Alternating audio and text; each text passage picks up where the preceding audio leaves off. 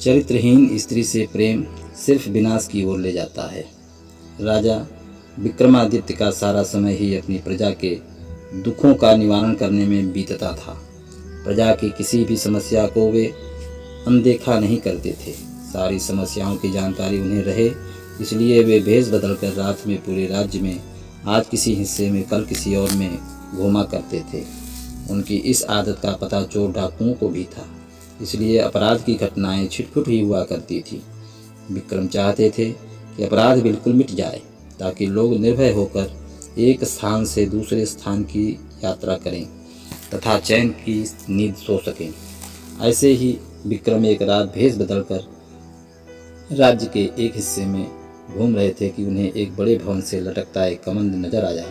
इस कमंद के सहारे जरूर कोई चोर ही ऊपर की मंजिल तक गया होगा। यह सोचकर वे कमंद के सहारे ऊपर पहुंचे। उन्होंने अपनी तलवार हाथों में ले ली ताकि सामना होने पर चोर को मौत के घाट उतार सकें। तभी उनके कानों में स्त्री की धीमी आवाज़ पड़ी, तो चोर कोई स्त्री है यह सोचकर वे उस कमरे की दीवार से सटकर खड़े हो गए जहाँ से आवाज़ आ रही थी। कोई स्त्री किसी से बगल वाले कमरे में जाकर किसी का वध करने को कह रही थी। उसका कहना था कि बिना उस आदमी का वध किए हुए किसी अन्य के साथ उसका संबंध रखना असंभव है।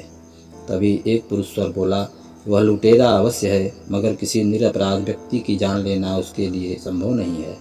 वह स्त्री को अपने साथ किसी सुदूर स्थान जाने के लिए कह रहा था और उसको विश्वास दिलाने की कोशिश कर रहा था कि उसके पास इतना अधिक धन है कि बाकी बची जिंदगी वे दोनों आराम से बसर कर लेंगे। वह स्त्री अंत में उसके दूसरे दिन आने के लिए बोली, क्योंकि उसे धन बटोरने में कम से कम 24 घंटे लग जाते। राजा समझ गए कि पुरुष उस स्त्री का प्रेमी है तथा स्त्री उस सेठ की पत्नी है जिसका यह भवन है। सेठ बगल वाले कमरे में सो रहा है और सेठानी उससे बद के लिए अपने प्रेमी को उकसा रही थी। राजा कमंद पकड़कर नीचे आ गए और उस प्रेमी का इंतजार करने लगे।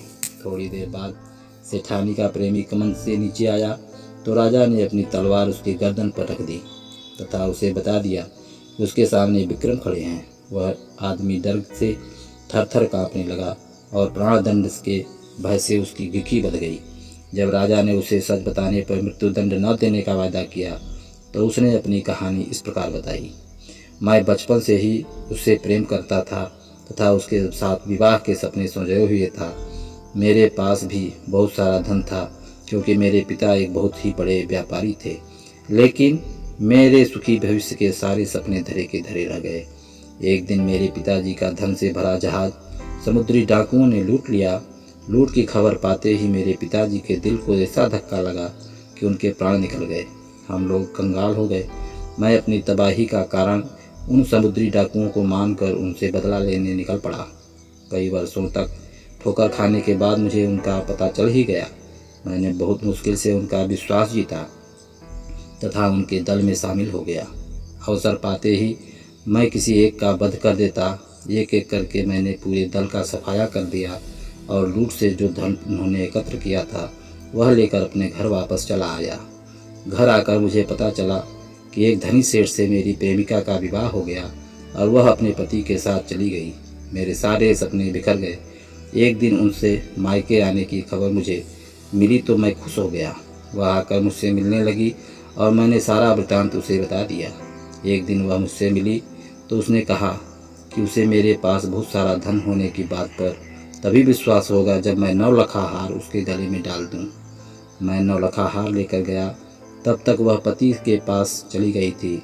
मैंने 9 लखा हार लाकर उसे पति के घर में पहना दिया तो उसने अपने पति की हत्या करने को मुझे उकसाया। मैंने उसका कहना नहीं माना, क्योंकि किसी निरपराध की हत्या अपने हाथों से करना मैं भयानक पाप समझता हूँ। राजा विक्रमादित्य ने सच बोलने के लिए उसकी तारीफ की और समुद्री डाकुओं का सफाया करने के लिए उसका कंधा थपथपाया। उन्होंने उसे त्रिया चरित्र नहीं समझ पाने के लिए डांटा। उन्होंने कहा कि सच्ची प्रेमिका प्रेमी से प्रेम करती है, उसके धन से नहीं। उसकी प्रेमिका ने उसकी प्रतीक्षा नहीं की और संपन्न व्यक्ति से शादी कर ली। दोबारा उससे भेंट होने पर पति से द्रोह करने से नहीं हिचकिचाई। 9 लखा हार प्राप्त कर लेने के बाद भी उसका विश्वास करके उसके साथ चलने को तैयार नहीं हुई।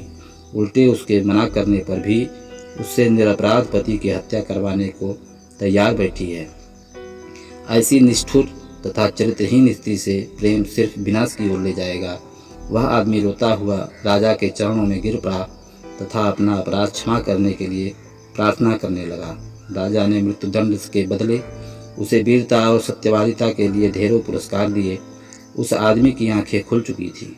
दूसरे दिन रात को उस प्रेमी का वेश धरकर वे कमंद के सहारे उसकी प्रेमिका के पास पहुँचे। उनके पहुँचते ही उस स्त्री ने स्वर्ण आभूषणों की बड़ी सी थैली उन्हें अपना प्रेमी समझकर पकड़ा दी और बोली, उससे विष खिलाकर सेठ को मार दिया और सारे स्वर्ण आभूषण और हीरे जवाहरात चुनकर इस थैली में भर लिए। अब राजा कुछ नहीं बोले तो उसे शक हुआ और उसने नकली दाढ़ी मूछ नोच ली। किसी अन्य पुरुष को पाकर चोर चोर चिल्लाने लगी तथा राजा को अपने पति का हत्यारा बताकर विलाप करने लगी। राजा के सिपाही और नगर कोतवाल नीचे छिपे हुए थे। वे दौड़ कर आए और राजा के आदेश पर उस हत्यारी चरित्रहीन स्त्री को गिरफ्तार कर लिया गया। उस स्त्री को समझते देर नहीं लगी कि भेष बदल कर आया हुआ पुरुष खुद विक्रम थे। उसने झट से विष की शीशी निकाली और विष पान कर लिया। तो दोस्तों, आशा करता हूँ ये कहानी आपको अच्छी लगी होगी। अगर अच्छी लगी है तो मुझे कमेंट के माध्यम से सूचित कीजिएगा। कहानी सुनने के लिए बहुत बहुत धन्यवाद।